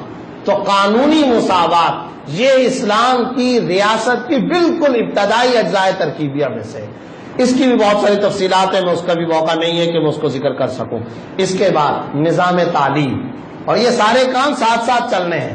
نظام تعلیم یہ ایک ریاست مدینہ کی بنیاد ہے، اور میں نے بتایا تھا کہ مسجد نبوی کے اندر صفہ کے اندر نظام تعلیم کے لیے آپ صلی اللہ علیہ وسلم نے ایک عظیم یونیورسٹی قائم کی ہے، یہ نظام تعلیم۔ اور پھر نظام تعلیم کے اندر بھی کوئی شخص اگر یہ کہتا ہے صرف آیات قرآنیہ یا احادیث یا متن قرآن، حفظ، ناظرہ، تراویح، عمرہ، زکوٰۃ، حج تک کی تعلیم، ہرگز نہیں، کبھی بھی نہیں۔ 750 آیتیں فلکیات کو بیان کر رہی ہیں بھائی۔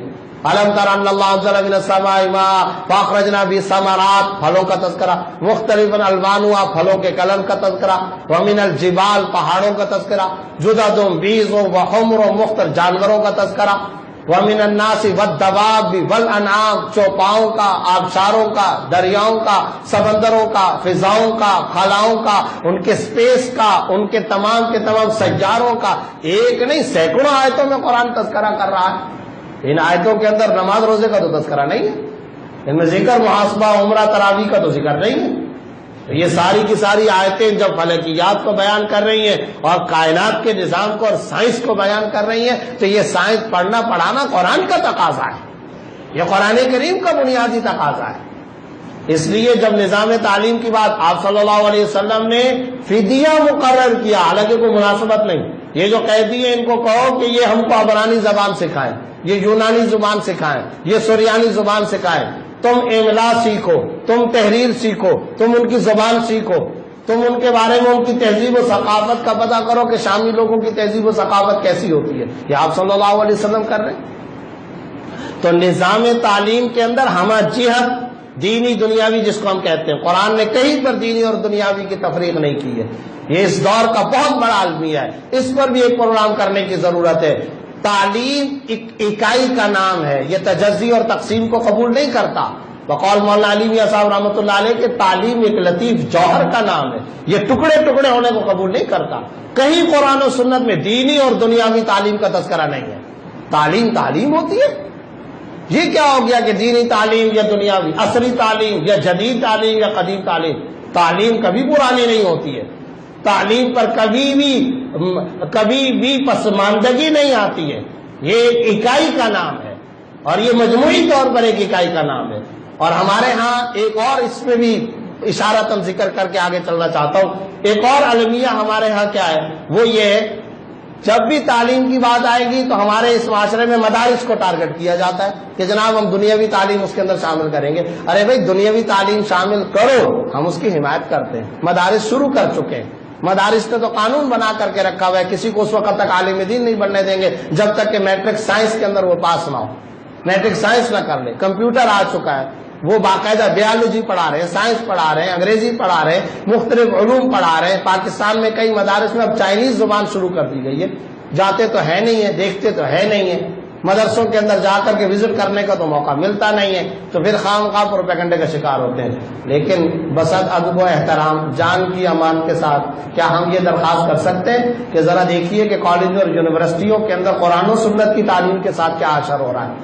آئے دن ہم سنتے ہیں جناب سورہ انفال نکال دی گئی، سورہ اعراف نکال دو، جہادی آیتیں نکال دو، یہاں پر قرآن کریم کی وہ آیتیں جن میں حدود و تعزیرات کا تذکرہ نکال دو۔ ارے یار یہ سورہ نور میں پردے کا ذکر کیوں ہے، ان کو نکال دو۔ اور صرف یہاں تک محدود نہیں ہے، پچھلی حکومتوں نے، اور صرف کسی ایک کو میں ٹارگٹ نہیں کرتا ہوں، سب کے سب مجرم، افواج پاکستان نکال دو، علامہ اقبال نکال دو، اس کے اشعار نکال دو، فاطمہ الزہرا کا تذکرہ نکال دو، حضرت علی کا تذکرہ نکال دو، حضرت عمر کا تذکرہ نکال دو۔ یہ آئے دن پنجاب ٹیکسٹ بک بورڈ کی کتابیں اٹھا لیں، پچھلی اٹھائیں، آپ کی اٹھائیں۔ اور میں وہ آدمی ہوں کہ میں نے کئی چینلز پر نہ صرف یہ کہ اس پر آواز اٹھائی ہے، بلکہ کئی میٹنگوں کے اندر، کئی جگہوں پر، اور کئی افواج پاکستان کے اندر بھی، کئی ان کی میٹنگوں کے اندر بھی میں نے کہا کہ آپ کیا کر رہے ہیں۔ میجر عزیز بھٹی کا تذکرہ نکال دیا گیا ہے، افواج پاکستان کے روشن کارناموں کا تذکرہ نکال دیا گیا ہے، اور میں حیران ہوتا ہوں، حیرت ہوتی ہے کہ وہ کون نکالنے والے عناصر ہیں جو اپنے ملک کی فوج کے تذکرے نکال رہے ہیں، اور وہ کیسے نکال لیتے ہیں سمجھ میں نہیں آتا، اور وہ کیسی لابیاں ہوتی ہیں، اور وہ کس طرح وہ باہر کی فنڈنگ اور ایڈ کی بنیاد پر یہ کام کرتے ہیں، خاموشی سے یہ ساری کی ساری چوریاں کرتے رہتے ہیں۔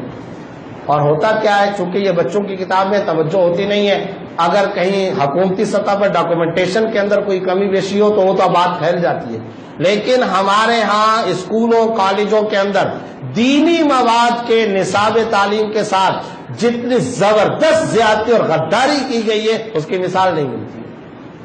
آپ سب حضرات یہاں بیٹھے ہوئے، آپ حضرات نے میٹرک کی تھی اور آپ حضرات نے اپنے بچپن کے اندر 5ویں 6ٹھی 7ویں کی کتابیں پڑھی تھی، اس وقت کی کتابیں اور آج کی کتابیں ذرا اٹھا کر کے دیکھ لیجئے اور خود موازنہ کر لیجئے، گھر بیٹھے تذکرہ سے دیکھ لیجئے، آپ کو اندازہ ہو جائے گا۔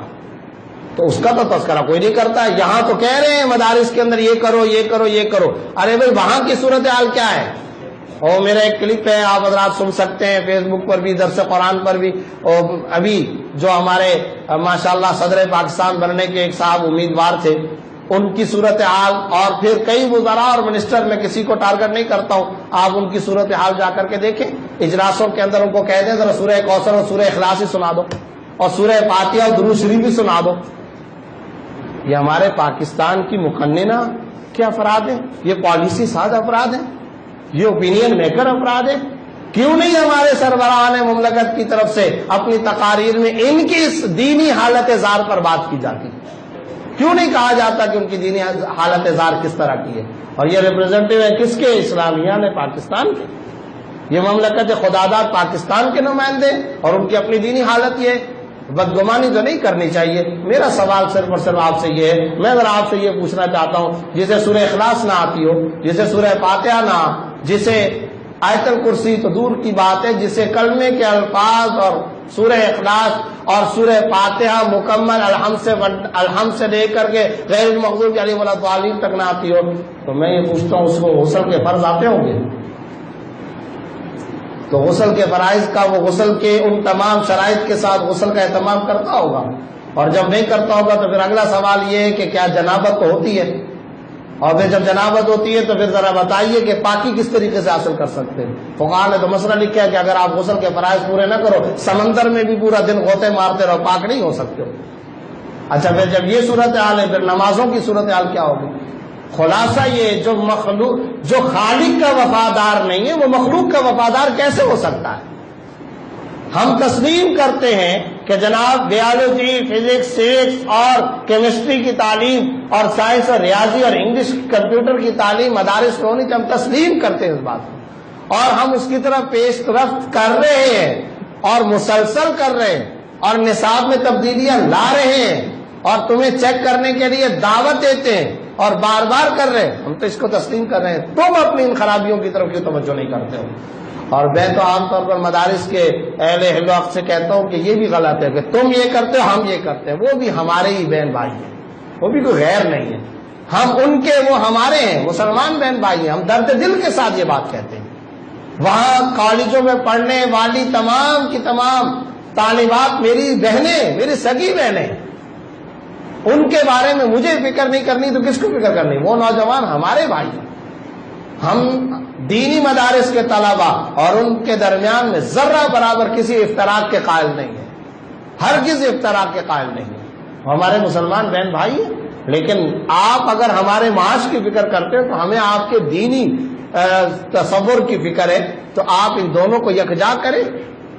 میں تو آج بھی کہتا ہوں ایک سائنسی سینٹر اور خانقاہ یہ دونوں مل جائیں، دنیا پر حکومت ہم کریں، ان دونوں کا حسین امتزاج قائم ہو جائے تو دیکھیے کہ اللہ تعالی ہمارے اس نظام میں کیا کیا برکتیں عطا فرمائیں گے۔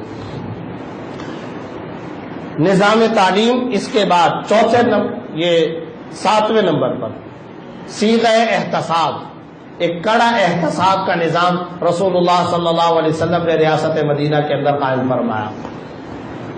جیسا کہ میں نے پہلے کہا، کوشش تو میں کر رہا ہوں کہ جلدی جلدی آگے بھاگوں، لیکن ان میں سے ایک ایک جو سسٹم ہے اس کے اوپر پتہ نہیں کتنی دیر بات کی جا سکتی ہے۔ صیغہ احتساب جو رسول اللہ صلی اللہ علیہ وسلم نے قائم کیا ہے، اس کی مثال نہیں ملتی۔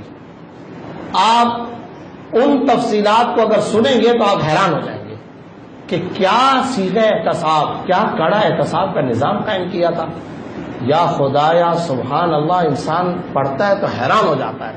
میں آپ کو ایک چھوٹی سی بات بتاؤں، آپ صلی اللہ علیہ وسلم، ابو داؤد کے اندر یہ واقعہ موجود ہے، آپ صلی اللہ علیہ وسلم عام طور پر وضو کی حالت میں رہتے تھے، یہ عام آپ صلی اللہ علیہ وسلم کی عادت مبارکہ تھی ہر وقت وضو کی حالت میں۔ السلام علیکم یا وعلیکم السلام، یہ ایک ذکر ہے نا، السلام علیکم دعا ہے تم پر سلامتی ہو۔ اب آپ صلی اللہ علیہ وسلم کی عادت مبارکہ یہ تھی کہ ویسے بھی وضو کی حالت میں رہتے تھے، اور ذکر کرنا یہ تو خاص طور پر وضو کے بغیر آپ صلی اللہ علیہ وسلم نہیں کرتے تھے۔ اگرچہ ذکر جائز ہے، آپ وضو کی حالت میں نہ ہو درود شریف پڑھتے رہے، ذکر اذکار کرتے رہے، جائز ہے، اس میں کوئی حرج نہیں، لیکن میں نبی صلی اللہ علیہ وسلم کی بات کر رہا ہوں۔ آپ صلی اللہ علیہ وسلم مدینہ منورہ کی ایک کوڑا کرکٹ پر آئے، کونے کے اندر کہیں جیسے دیہاتوں میں ہوتی ہے نا کوڑا کرکٹ، کچی دیواروں کی چھوٹے سے کوڑا کرکٹ بنا لی جاتے جو لوگ وہاں پر جا کر کے کچرا پھینکتے ہیں۔ تو آپ صلی اللہ علیہ وسلم وہاں گئے، قضاء حاجت فرمائی اور وہاں سے باہر تشریف لائے۔ جب باہر تشریف لائے تو قریب سے ایک صحابی گزر رہے تھے، انہوں نے کہا السلام علیکم یا رسول اللہ، سلام کر دیا۔ اب آپ صلی اللہ علیہ وسلم ایک طرح سے فوری طور پہ ذرا پریشان سے ہو گئے، وہ یہ کہ میں نے تو ابھی وضو نہیں کیا اور انہوں نے مجھے کیا کہہ دیا ہے السلام علیکم، تو مجھے وعلیکم السلام کہنا ہے، تو میں نے تو ابھی وضو نہیں کیا۔ تو ابھی آپ صلی اللہ علیہ وسلم وہاں سے باہر نکلے۔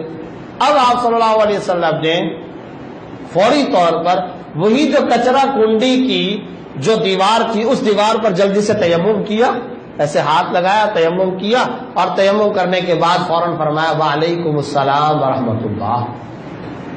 یہ ایک واقعہ ہے جو ابو داؤد شریف کے اندر آیا ہے۔ اب آپ آگے سنیں اور حیران ہوں گے، اس واقعے کو شراح اور حضرات محدثین نے نقل کیا ہے، اور نقل کرنے کے بعد اس کی تشریح کے اندر حضرات محدثین نے درجنوں صفحات لکھ دیے ہیں۔ ایک سوال اٹھایا ہے اور اس سوال کے جواب پر لمبی چوڑی بحثیں ہوئی ہیں محدثین کے درمیان۔ سوال یہ اٹھایا کہ جناب آپ صلی اللہ علیہ وسلم نے ایک دیوار پر ہاتھ لگایا اور تیمم کیا، تو وہ دیوار جو تھی وہ تو مدینہ کے باشندوں کی تھی، تو کسی غیر کی ملکیت کو نبی نے کیسے استعمال کر لیا، اور کسی غیر کی ملکیت کو آپ صلی اللہ علیہ وسلم نے ہاتھ لگا کر کے استعمال کر کے تیمم کیسے کر لیا؟ تو یہ جائز تھا یا جائز نہیں تھا، یہ آپ صلی اللہ علیہ وسلم نے کیا، اس کے اوپر ایک تفصیلی بحث چلی۔ اب جب وہ بحث چلتی ہے تو وہ پڑھے ذرا 800 سال پہلے کے محدثین نے، 1200 سال پہلے کے، 1000 سال پہلے کے محدثین نے اس پر کیا کلام کیا ہے۔ پھر کوئی اس کا جواب دیتا ہے کہ دیکھیں وہ جو آپ صلی اللہ علیہ وسلم نے اس کو استعمال کیا وہ ایسا استعمال نہیں تھا جس سے اس چیز کے اندر کوئی کمی واقع ہوتی ہو، بھئی ہاتھ ہی لگایا نا، اس سے کوئی دیوار کو کوئی کمی تو نہیں آ گئی۔ کسی نے یہ جواب دیا۔ ایک اور صاحب محدث انہوں نے یہ جواب دیا جناب یہ آپ صلی اللہ علیہ وسلم وہاں پر صرف پیغمبر ہی نہیں تھے بلکہ امیر المومنین بھی تھے، اور آپ صلی اللہ علیہ وسلم کو وہاں کے تمام باشندوں پہ ولایت عامہ حاصل تھی، ایک ثواب دیدی ولایت عامہ تولیت حاصل ہے، اس لیے آپ صلی اللہ علیہ وسلم نے اس دیوار پر ہاتھ لگا لیا۔ ایک اور محدث نے جواب یہ لکھا کہ دراصل اجازت کی دو قسمیں ہوتی ہیں، ایک ہوتی ہے صراحتاً اجازت اور ایک ہوتی ہے دلالتاً اجازت۔ دلالتاً اجازت کا مطلب کیا ہوتا ہے؟ وہ یہ ہے کہ مجھے یقین ہے 100% کہ اگر آپ میری کوئی چیز استعمال کریں گے تو میں اس پر خوش ہوں گا، آپ اس پر کبھی بھی ذرا برابر برائی محسوس نہیں کریں گے، تو یہ بھی اجازت کی ہی ایک قسم ہوتی ہے۔ تو ذرا یہ بتائیے مدینہ کے تمام باشندوں کو اگر یہ بات پتہ چلے کہ نبی نے ہماری کسی چیز کو استعمال کیا ہے، وہ خوش ہوں گے یا ناراض ہوں گے؟ ظاہر ہے کہ خوش ہوں گے۔ لہذا انہوں نے کہا کہ آپ صلی اللہ علیہ وسلم کو اجازت حاصل تھی۔ اب آپ اندازہ لگائیے یہ ہو کیا رہا ہے؟ یہ ساری بحث نکلی کس بات پر ہے کہ ہاتھ کیوں لگا دیا؟ قیامت تک آنے والے کسی مریض دماغ کے اندر یہ اتنا سوال بھی نبی کے پاک دامن پر نہ آئے، اس کو بھی کلیئر کر دیا۔ آگے چلے، یہ جو صیغہ احتساب ہے اس کے بعد ایک سسٹم قائم کیا تھا مالیات کا سسٹم۔ جنگ ہے، غزوہ ہے، اس غزوے کے اندر آپ صلی اللہ علیہ وسلم نے غنیمت کے اونٹ کھڑے ہیں، ایسے غنیمت کے اونٹ کھڑے ہیں۔ وہ جو اونٹ کھڑے ہیں غنیمت کے، آپ صلی اللہ علیہ وسلم نے فرمایا یاد رکھو اس مال غنیمت کے اندر ایک اونٹ کا بال کھینچا ایسے، ایک بال کھینچا اور کہا مال غنیمت تقسیم ہونے سے پہلے، شرعی مسئلہ اصل میں یہ ہے کہ مال غنیمت جو ہوتی ہے جنگ کے اندر جتنا مال ہوتا ہے اس سب کو ایک جگہ جمع کیا جاتا ہے، پھر اس کے شرعی حصے ہوتے ہیں، اس میں خمس نکلتا ہے، اس کے اندر 10واں حصہ فلاں کا، امیر المومنین کا یہ ہوتا ہے، بیت المال میں اتنا جاتا ہے، مجاہدین کے درمیان اس طرح تقسیم ہوتا ہے۔ شرعی قانون اور ضابطہ اور مسئلہ فتویٰ یہ ہے جب تک مال غنیمت سب کے درمیان میں تقسیم نہ ہو اس مال غنیمت سے کوئی مال کا ٹکڑا اٹھانا کسی کے لیے جائز نہیں ہوتا، یہ اصول ہے۔ آپ حیران ہوں گے، بخاری جلد ثانی کتاب المغازی اس میں ایک واقعہ لکھا ہوا ہے، وہ واقعہ یہ لکھا ہوا، یہ اونٹ والا واقعہ میں بعد میں بتاؤں گا، پہلے ذرا یہ سن لیجیے۔ ایک صاحب شہید ہو گئے، جب شہید ہو گئے تو 4-5 صحابہ ایسے بیٹھے ہوئے اور وہ آپس میں بیٹھے ہوئے تذکرہ کیا کر رہے ہیں، وہ کہہ رہے ہیں یار دیکھو یہ کتنا خوش قسمت آدمی تھا، اللہ کے راستے میں شہید ہو گیا اور یہ جان دے دی، اللہ نے اس کو شہادت کا مقام دیا۔ یا آپس میں 4-5 صحابہ بیٹھے ہوئے تذکرہ کر رہے ہیں۔ آپ صلی اللہ علیہ وسلم قریب سے گزرے، جب قریب سے گزرے تو دیکھا کہ آپس میں یہ تذکرہ کر رہے ہیں، فرمایا تم تو یہ کہہ رہے ہو نا، میری بات سنو میں کیا دیکھ رہا ہوں، ان شملۃ التی لم تصبها المقاسم لتشتعل علیہ نارا، یہ شخص اس نے ایک رومال کا ٹکڑا مال غنیمت تقسیم ہونے سے پہلے اٹھا لیا تھا، میری آنکھیں دیکھ رہی ہیں وہ آگ کا توق بن کر اس کے گلے میں لٹکا دیا گیا۔ کیا آپ صلی اللہ علیہ وسلم یہ جب اتنا حیرت انگیز فرمان سنا، اب ایک صاحب آئے، انہوں نے کہا یا رسول اللہ مال غنیمت ابھی تقسیم نہیں ہوا تھا، وہ مال جمع ہو رہا تھا تو میرا گھوڑا بھاگ رہا تھا، میں نے گھوڑے کو پکڑنے کے لیے اس مال غنیمت سے ایک رسی اٹھا لی تھی، اب تو سب صحابہ چلے گئے، مال غنیمت تقسیم ہو گیا، ہر ایک چلا، تو میں نے تو ایک رسی اٹھا لی تھی، اب اس کا کیا بنے گا؟ فرمایا حبال و حبالان من النار، میں کچھ نہیں کر سکتا، اب سب لوگ گھروں کو جا چکے، ایک رسی تھی یا 2 رسیاں تھیں، اب وہ آگ کی بیڑیاں بنا کر قیامت والے دن تیرے پیروں کے اندر لٹکائی جائیں گی۔ ایک اور صاحب آئے ایک اور موقع پر، انہوں نے کہا میرے جوتے کا تسمہ ٹوٹ گیا تھا، تو وہ جو جوتے کا میرا تسمہ ٹوٹ گیا تھا میں نے مال غنیمت تقسیم ہونے سے پہلے وہ جوتے کا ایک تسمہ اٹھا لیا تھا، شراک کہتے ہیں تسمے کو، تو اب آپ نے تو یہ فرمایا میں کیا کروں؟ فرمایا شراکن و شراکان من النار، ایک تسمہ تھا یا 2 تسمے تھے، وہ اب آگ کے تسمے بن کر کے تمہارے لیے تیار ہو چکے۔ یہ آپ صلی اللہ علیہ وسلم فرما رہے ہیں، اور یہ یاد رکھیں یہ صرف مال غنیمت کا معاملہ نہیں، قومی اموال، ہر وہ مال جس میں مختلف لوگوں کا حق اور حصہ ہو اس کے استعمال اور اس کے ناجائز اور غلط اور بغیر اجازت استعمال کے بارے میں یہ ساری کی ساری وعید ہے۔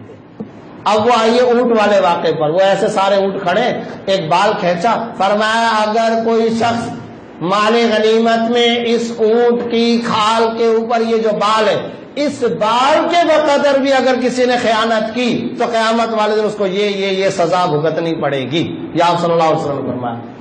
اب آپ کو پتا ہے جس حدیث کے اندر یہ واقعہ آیا ہے اس کے نیچے حضرات محدثین نے کیا لکھا ہے، مطلب ہر پہلو پر ڈیبیٹ کرتے ہیں نا، تمام پہلوؤں پر، انہوں نے کہا آپ صلی اللہ علیہ وسلم نے یہ فرمایا ایک بال کے بقدر بھی کوئی خیانت کرے گا تو یہ فرمایا بھی اور بال کھینچ بھی لیا، سمجھے کہ نہیں؟ یعنی یہ فرما بھی رہے اور بال خود کھینچ بھی لیا۔ اب آپ ذرا بتائیے اونٹ کا ایک بال کیا ویلیو رکھتا ہے؟ اب اس کے اوپر پھر کلام ہوا اور اس پر کلام کرتے ہوئے کسی نے کہا بھائی وہ اونٹ تھے جو آپ صلی اللہ علیہ وسلم کی ملکیت میں آ چکے تھے، کسی نے کہا کہ نہیں اس کا میرے پاس ثبوت موجود ہے، آپ صلی اللہ علیہ وسلم نے بال کھینچا نہیں تھا، اس بال کو اپنی انگلی پر ایسے رکھا، بال کو کھڑا کیا اور اپنی انگلی پر ایسے بال کو رکھا اور فرمایا اس بال کے بقدر بھی اگر کوئی خیانت کرے گا تو اس کو یہ سزا ہوگی۔ کیا یہ واقعات آج ہم کہیں بیان بھی کر سکتے ہیں؟ آج کے جدید ذہن کے سامنے یہ چیزیں اگر ہم بیان بھی کریں تو لوگ کہیں پتہ نہیں یار یہ کون سی اسٹوریاں ہیں، کون سی کہانی، یہ ساری احادیث کتب سیاق کے اندر موجود ہے۔ آج ہمارا کالجوں اور یونیورسٹیوں کا اور یہ ہمارا جدید ذہن ان کو قبول کرنے کے لیے بھی تیار نہیں۔ ہم کہتے ہیں نا کرپشن، کڑا احتساب، کرپشن، لوٹ مار، بد دیانتی، ارے یہاں تو آوے کا آوا بگڑا ہوا ہے، رسول اللہ صلی اللہ علیہ وسلم نے تو احتساب کا یہ اچھا وزراء متعین ہو رہے ہیں نا، حلف برداری ہو رہی ہے، آپ صلی اللہ علیہ وسلم کا معمول کیا تھا معلوم ہے؟ جب کسی کو بھی آپ صلی اللہ علیہ وسلم کہیں پر گورنر عامل بنا کر کے بھیجتے، جب وہ واپس آتے تو آپ صلی اللہ علیہ وسلم یہ سوال کرتے تھے وہاں بطور عامل اور گورنر تمہیں کوئی تحفے بھی ملے تھے؟ کوئی ہدیے اور گفٹ بھی ملے تھے؟ اگر وہ کہتے تھے کہ جی ہاں ملے تھے، فرماتے تھے ٹھیک ہے اس کو بیت المال کے اندر جمع کر دو. تم سمجھتے ہو تمہارے کو تمہاری شخصی حیثیت میں وہ گفٹ اور مال ملا ہے؟ تم یہاں اپنی والدہ کے پاس بیٹھے رہتے، یہ حدیث ہے ترمذی کے اندر، تم اپنی والدہ کے پاس یہاں پر بیٹھے رہتے اور مدینہ منورہ میں اپنے گھر کے اندر رہتے، پھر میں دیکھتا تم کو شام و یمن کے لوگ کیسے گفٹ دیتے. وہ تم کو گفٹ نہیں تھے، تمہارے عہدے کو گفٹ تھے، لہٰذا وہ سارے کے سارے تحائف بیت المال کے اندر جمع کراؤ. یہ تو آپ صلی اللہ علیہ وسلم کا معاملہ ہے. یہ الفاظ ہے کہ تم اپنی والدہ کے پاس بیٹھے رہتے، گھر میں بیٹھے رہتے، پھر میں دیکھتا تم کو کیسے لوگ گفٹ دیتے. یہ تو نبی صلی اللہ علیہ وسلم کے ارشاد. حضرت عمر کا معاملہ کیا تھا؟ حضرت عمر نے جو قانون بنا لیا تھا، سیدھا سیدھا قانون، صاف واضح. وہ کیا؟ جب کسی کو گورنر کے لیے بنا کر کے بھیجا جا رہا ہے، ان کے تمام اموال کی فہرست تیار کرو، اثاثوں کی فہرست تیار کرو. وہ فہرست ہوتی اور وہ بیت المال کے رجسٹر کے اندر، آپ کے دیوان کے اندر وہ فہرست محفوظ ہو جاتی. جب وہ واپس آتے ان کے تمام اثاثوں کی دوبارہ فہرست تیار ہوتی. اب جو ان کے درمیان میں فرق ہوتا اس کے اوپر سامنے ان کو بیٹھنا پڑتا، محاسبہ چلتا، پیشی چلتی، سماعت ہوتی اور ان کو ثابت کرنا پڑتا تھا یہ مال میں نے کہاں سے لیا ہے اور کس طریقے سے لیا. یہ حضرت عمر رضی اللہ تعالیٰ عنہ کا معمول تھا. یہ تھا صیغہ احتساب، کڑا احتساب. اس کے بعد ایک ہے صیغہ مالیات. یہ آپ صلی اللہ علیہ وسلم نے ریاست مدینہ کے اندر بنائے. یہ ہے وہ چند اجزائے ترکیبیہ. اس موضوع پر اور بھی بہت ساری باتیں تھیں لیکن موقع اب ٹائم چونکہ ختم ہو گیا ہے. لیکن ہمیں ان تمام باتوں کو سمجھ کر سن کر اس بات کی ضرور کوشش کرنی چاہیے کہ ہم اپنے طور پر اپنے دائرہ کار کی حد تک جس طرح اور جس انداز میں بھی محنت کر سکتے ہیں وہ کرنا چاہیے. یہ عظمت کے مینار تھے، درخشاں اور شاندار جھلکیاں تھیں. خدا کرے کہ ہمارے اس مملکت کے اندر، ہمارے اس ملک کے اندر بھی اس نبوی معاشرے اور اسٹیٹ اور ریاست کی کچھ جھلکیاں پیدا ہوں، اور اللہ رب العزت ہمارے نئے حکمرانوں کو بھی اس کی توفیق عطا فرمائے اور ہمیں بھی اپنا کردار ادا کرنے کی توفیق عطا فرمائے. وآخر دعوانا الحمدللہ رب العالمین. الحمد للہ رب العالمین والصلاة والسلام علی رسولہ الکریم. اللہم صلی علی سیدنا و مولانا محمد النبی الأمی وعلی آلہ واصحابہ وبارک وسلم. اللہم انت السلام ومنک السلام تبارک یا ذا الجلال والاکرام. یا اللہ حاجی توفیق صاحب کی کامل بخشش فرما. یا اللہ انہیں جنت الفردوس میں اعلیٰ مقام عطا فرما. یا اللہ ان کی کروٹ کروٹ انہیں راحت، چین اور سکون عطا فرما. اے اللہ ان کے تمام پسماندگان کو صبر جمیل عطا فرما. یا اللہ ہمارے آج کی یہاں بیٹھنے کو قبول فرما اور ہمارے تمام گناہوں کو معاف فرما. ہماری تمام خطاؤں سے درگزر فرما. یا اللہ اس مملکت خداداد پاکستان کی جغرافیائی سرحدوں کی بھی حفاظت فرما، فکری سرحدوں کی بھی حفاظت فرما. یا اللہ ہمارے اس ملک کے اندر استحکام اور ترقی عطا فرما. یا اللہ اسلام کا شاندار نظام عطا فرما، ریاست مدینہ کی جھلکیاں عطا فرما. یا اللہ ہمارے تمام گناہوں سے درگزر فرما. یا اللہ ہماری بخشش و مغفرت کا فیصلہ فرما. اللہم انا نسألک من خیر ما سألک من عبدک و نبیک محمد صلی اللہ علیہ وسلم. اللہم انا نعوذ بک من شر ما استعاذک من عبدک و نبیک محمد صلی اللہ علیہ وسلم. سبحان ربک رب العزت عما یصفون وسلام علی المرسلین والحمد للہ.